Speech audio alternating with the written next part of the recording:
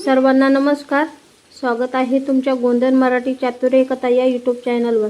व्हिडिओकडे वळण्यापूर्वी आपल्या चॅनलला लाईक करा, सबस्क्राईब करा आणि बेल आयकॉन प्रेस करा. चला तर आता वळूया आपल्या स्टोरीकडे. गोंधन भाग 25. काळ्या ढगांनी पुन्हा एकदा संपूर्ण आकाश व्यापलं होतं. सायंकाळची वेळ असूनही वातावरणात एखाद्या मध्यरात्रीसारखा अंधार पसरला होता. विश्वाच्या हातात तो जुना नकाशा होता आणि त्याच्या नजरा सतत त्यावर खिळलेल्या होत्या. नकाशावर लाल शाईने काढलेली वाट सरळ काळ्या डोंगराच्या दिशेने जात होती आणि शेवटी मोठ्या अक्षरात लिहिलेलं होतं, मृत्यूची दरी. हे 2 शब्द पाहिले की अंगावर काटा येत होता. तरीही विश्वाच्या चेहऱ्यावर भीती नव्हती. होती ती फक्त आपल्या वडिलांच्या मृत्यूचं सत्य शोधण्याची जिद्द. पुष्पा त्याच्याकडे शांतपणे पाहत होती. गेल्या काही दिवसात तिने त्याला हसताना फार कमी पाहिलं होतं. एकेकाळी गावातील लोकांच्या टोमणेकडे हसून दुर्लक्ष करणारा विश्वास आता आयुष्याच्या सर्वात मोठ्या लढाईसमोर उभा होता.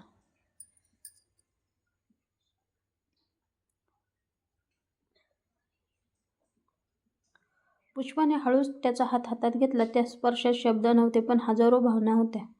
विश्वास, ती शांत आवाजात म्हणाली, मला माहीत आहे की तू मला मागे राहायला सांगशील, पण यावेळी मी तुझ्या ऐकणार नाही. संकट तुझ्यावर असेल तर ते माझ्यावरही आहे.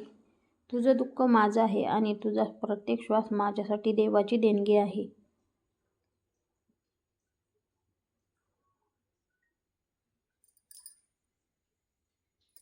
जर तुला काही झालं तर मी आयुष्यभर स्वतःला माफ करू शकणार नाही. तिच्या डोळ्यात पाणी तरळलं. विश्वासने तिचे दोन्ही हात अलगद पकडले. काही क्षण तो काहीच बोलला नाही. त्याच्या डोळ्यातही भावना दाटून आल्या होत्या. शेवटी तो मंद हसला आणि म्हणाला, तुझ्यामुळे मी अजून उभा आहे पुष्पा.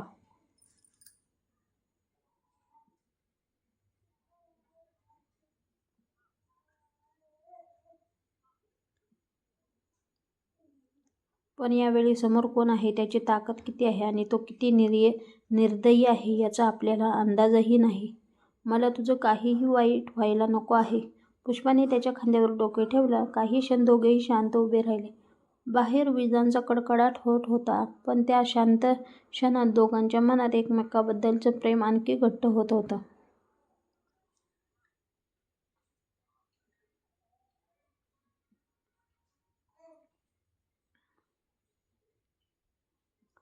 रात्र अधिक गडद होत गेली तशी गावाच्या बाहेरच्या जुन्या वाड्याच्या झाडाखाली दामोदर, गणू आणि विश्वास पुन्हा भेटले. नकाशा जमिनीवर पसरवून ते त्यातील प्रत्येक खूण बारकाईने पाहत होते. गणूने नकाशाच्या एका कोपऱ्याकडे बोट टाकवले. इथे बघा, हा रस्ता गावातून जात नाही. हा जंगलाच्या आतल्या जुन्या पायवाटाने सरळ काळ्या डोंगरावर पोचतो.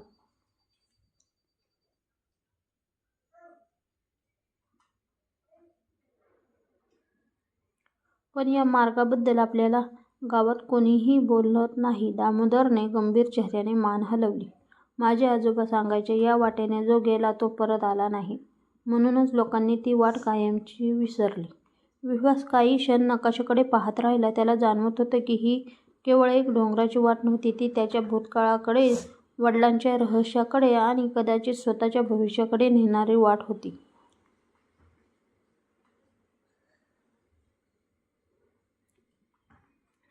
तेवढ्यात दूरवरून मंदिराची घंटा वाजली. चौघांनी नकळत त्या दिशेने पाहिलं. त्याच क्षणी झाडांच्या आडून काळ्या शालीत गुंडळलेली एक वृद्ध स्त्री त्याच्या दिशेने चालत येताना दिसली. तिचा चेहरा सुरकुतलेला होता, पण डोळ्यात विलक्षणी तेज होतं. ती जवळ आली आणि विश्वासकडे पाहून म्हणाली, तूच विश्वास आहे ना? मी तुझ्या वडिलांना शेवटचं जिवंत पाहिलं होतं. त्यांनी मला एक वस्तू जपून ठेवायला दिली होती.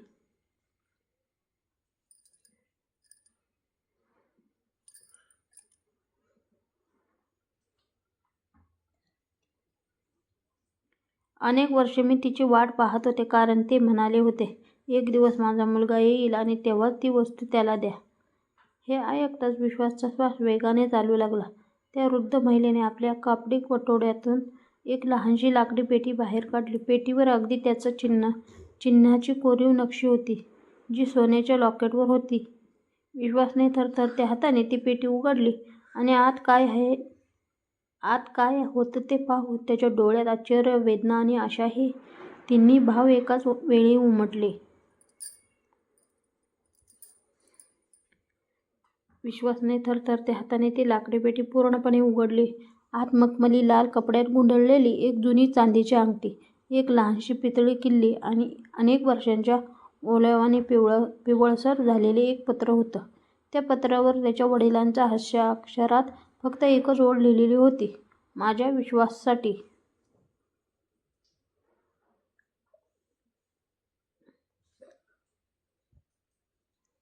जर हे पत्र तुझ्या हातात आलं असेल तर समज की सत्य तुझ्यापासून फार दूर नाही. हे शब्द वाचताच विश्वाच्या डोळ्यातून अश्रू ओघळले.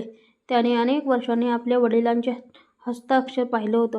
त्याने ते पत्र अलगद उघडलं. त्यात लिहिलं होतं की काळ्या डोंगराच्या पायथ्याशी असलेल्या जुन्या गुहेत काही पुरावे लपवून ठेवलेले आहेत. ते पुरावे फक्त त्या पितळी किल्ल्यानेच उघडणाऱ्या दगडी कप्प्यात मिळतील.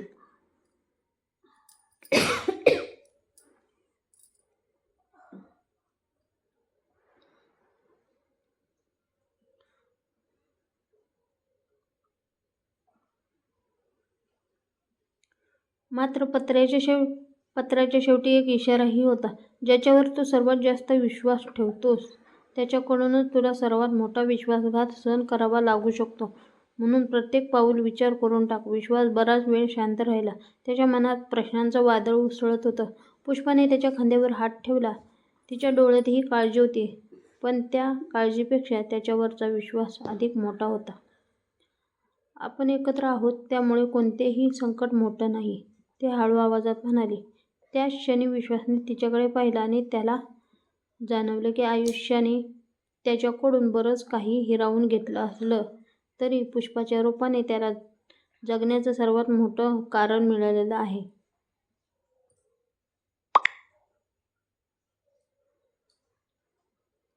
रात्र वाढत होती. गावावर शांततेचं सावट पसरलं होतं, पण त्या शांततेच्या आड एक मोठं वादळ आकार घेत होतं. चौघांनी दुसऱ्या दिवशी पहाटे काळ्या डोंगराच्या दिशेने निघायचं ठरवलं. सगळे घरी परतले, पण कुणालाच झोप लागली नाही. विश्वास अंगणात बसून आकाशाकडे पाहत होता. पौर्णिमेचा चंद्र ढगाआड लपाछपी खेळत होता. त्याला आपल्या वडिलांची आठवण येत होती.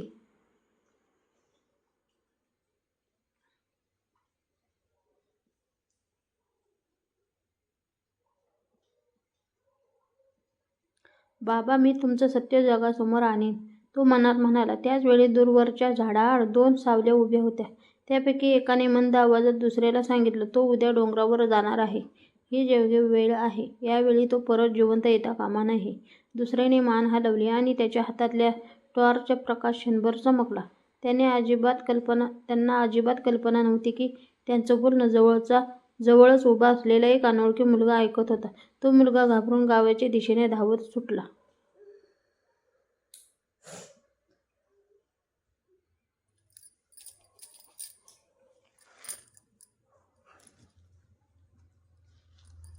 त्याच्या हातात एक छोटी कापडी पिशवी होती आणि त्या पिशवीत एक अशी वस्तू होती जी संपूर्ण खेळाचं चित्र बदलू शकत होती. दुसरीकडे पुष्पा खिडकीतून चंद्राकडे पाहत होती. तिच्या मनात एकच प्रार्थना होती, उद्या सूर्योदय होईल, पण तो तिच्या विश्वासासाठी शेवटचा सूर्योदय ठरू नये. त्या रात्री वाऱ्याचा प्रत्येक झोत, पानांची प्रत्येक सळसळ आणि दूरवर घुमणारा प्रत्येक आवाज येणारा भयानक संघर्षाची चाहूल देत होता. पहाटेचा पहिला किरण अजून डोंगरामागून डोकावला नव्हता. तोच विश्वास उठून तयार झाला. अंगणात थंड वारा वाहत होता. रात्री पडलेल्या दवामुळे जमिनीवर मोत्यासारखे थेंब चमकत होते. पण त्याच्या मनात मात्र एक विचित्र अस्वस्थता होती. घराच्या उंबरठ्यावर पाऊल ठेवण्यापूर्वी तो देवघरात गेला. वडिलांचा जुना फोटो समोर ठेवून त्याने शांतपणे नमस्कार केला. आज मी तुमच्या अधुर्या लढाईचं एक पाऊल पुढे टाकतोय. माझ्या पाठीशी राहा, तो मनात म्हणाला. बाहेर आला तेव्हा त्याची आई दारात उभी होती. तिच्या डोळ्यात रात्रभर न झोपल्याचा थकवा होता, पण चेहऱ्यावर आईची माया होती. तिने त्याच्या कपाळावर हळदी कुंकवाचा टिळा लावला, गळ्यात काळा दोरा बांधला आणि थरथरत्या आवाजात म्हणाली, माझ्या लेकरा, सत्यासाठी लढ, पण स्वतःला हरवू नकोस. विश्वासाने तिच्या पायांना स्पर्श केला. त्याच क्षणी पुष्पाही तिथे आली. तिच्या हातात एक छोटंसं कापडी गाठोडं होतं. त्यात घरच्या देवपुढं देवापुढचा प्रसाद एक रुमाल आणि तिने स्वतः विणलेला लाल धागा होता. तिने तो धागा विश्वाच्या मनगटाला बांधला. हे कोणतं ताईत नाही. ते मंद हसत म्हणाली, हा माझा विश्वास आहे. जेव्हा तुला वाटेल की तू एकटा आहेस तेव्हा या धाग्याकडे बघ. तुला आठवेल की माझं मन कायम तुझ्यासोबत आहे. त्याच क्षणी दोघांच्या नजरा एकमेकात हरवल्या. आजूबाजूला सगळं जग जणू थांबलं होतं. शब्दांची गरज उरली नव्हती. त्यांच्या शांत नजरेतच आयुष्यभराची साथ दडली होती. थोड्याच वेळात विश्वास, दामोदर आणि गुणू नकाशात दाखवलेल्या पायवाटेने जंगलाच्या दिशेने निघाले. पुष्पाने त्यांना काही अंतरापर्यंत निरोप दिला, पण तिचं मन मात्र परतायला तयार नव्हतं. ते तिघे दाट जंगलात शिरले तसे सूर्यप्रकाशही झाडांच्या फांद्यांमधून कसाबसा खाली पोचत होता.